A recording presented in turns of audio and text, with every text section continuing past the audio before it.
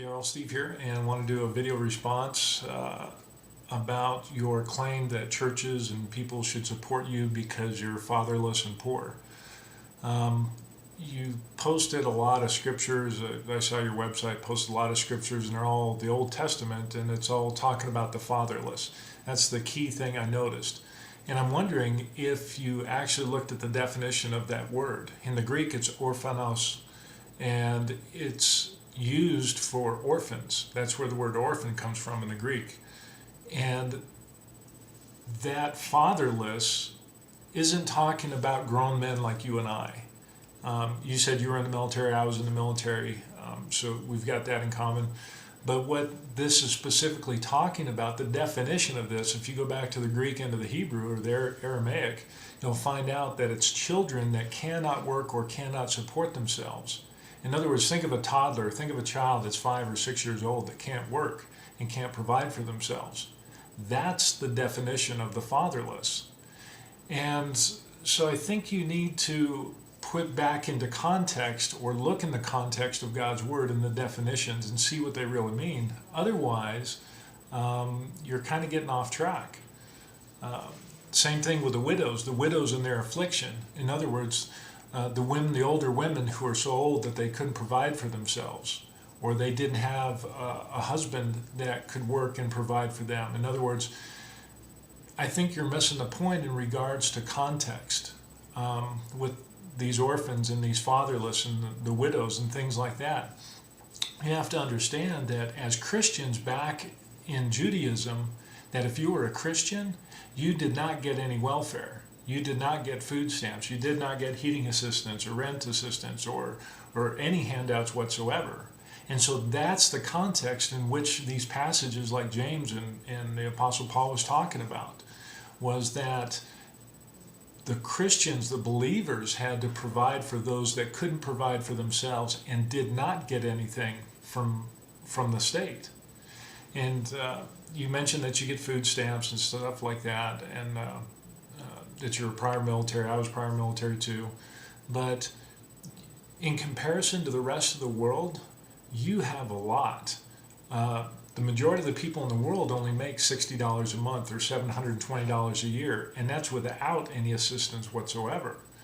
And that's not just for one single person, that's for families. Families of 2, 3, and 4 members can survive off of $720 a year. And that doesn't include clean drinking water. It doesn't include medical care or medicines that they can't get. You're getting a lot more than the majority of the people in the world. So before you go comparing yourself, do a fair comparison and look at everything. And then, Daryl, there are some other scriptures that I wanted to share with you because I don't feel that you're looking at the whole counsel of God. We look at Luke 3:14. It says, "Then some soldiers asked him, 'And what should we do?' And he replied, 'Don't extort money and don't accuse people falsely.'" Here's the important part. Be content with your pay. Philippians 4:11 and 12 says, "I'm not saying this because I'm in need, but I have learned to be content whatever the circumstances. I know what it is to be in need, and I know what it is to have plenty. I have learned the secret of being content in any and every situation, whether well-fed or hungry, whether living in plenty or in want."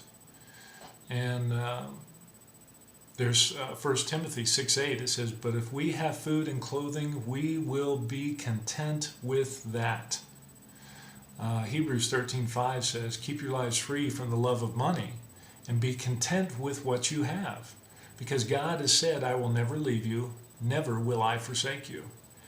And again, if we go back to those scriptures that you bring out about the fatherless and the widows and being poor, those people in context were not receiving anything whatsoever. And here you are, you're getting food stamps, you're getting $720 a month, you're getting some type of welfare, but the Bible in context, they were getting nothing, and they could not provide anything for themselves. Now, as I said, I was prior military too, so we have that in common. And they have the transition assistance program, the materials that you can get for free to help you build your resume and do a job search. Perhaps you need to get another job, maybe 2 more jobs. I've been there, done that. I've dug ditches. I've done a lot of stuff that It really sucked, and it wasn't fun, but I had to provide. Okay, and I think maybe that's what you can do. And in light of these scriptures of being content with what you already have now, which is more than the majority of the people in the world, that's something to look at.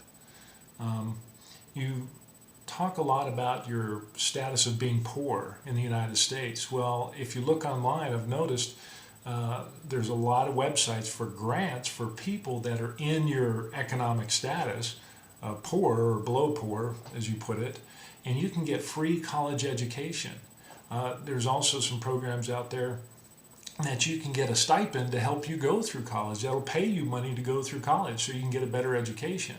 You get a better education, you can get a better job, and that can, you can help yourself out as a vet. I'm surprised you don't know these things. I mean, but if you don't, some people don't, but I'm here to let you know that there are programs out there who will get you an education. Video, you also pointed out to where you live in your apartment or wherever you're renting, that you don't have a bed, you don't have a couch or anything like that.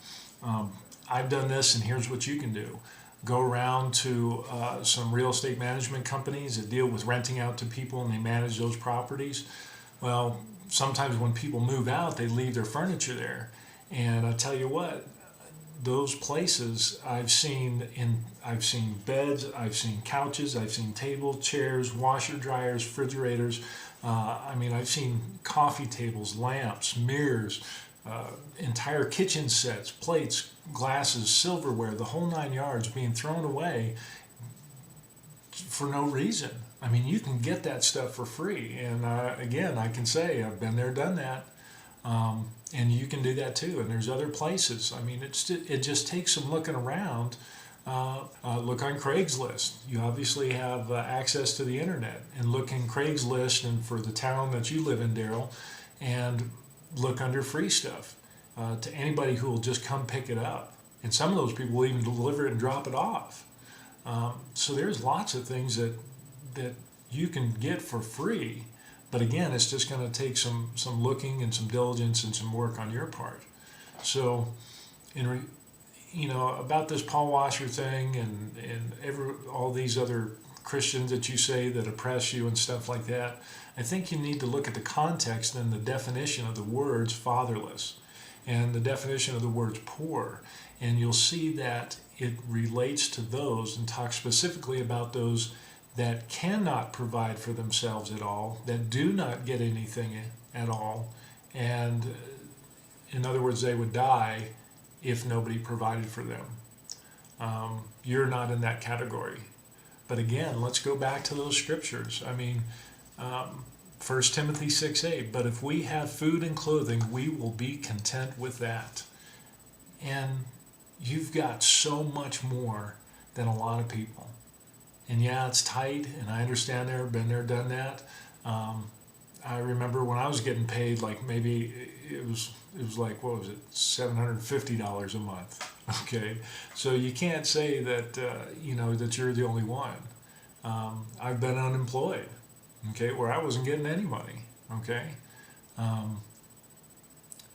but look at God's word, look at it in context, look at the definitions, and instead of just, I don't know what you do outside of your YouTube videos or whatever, but take this information that I've given you, and man, you can get an education, you can get some furniture, you can get stuff.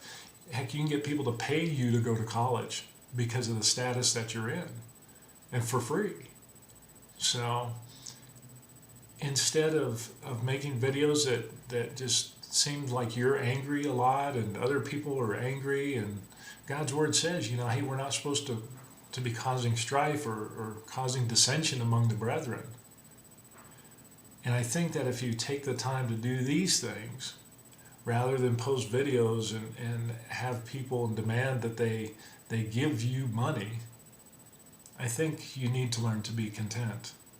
And that, that old saying, if you give a man a fish, you feed him for a day. But if you teach the man how to fish, it'll take care of him the rest of his life. And I think that's what you need to look at.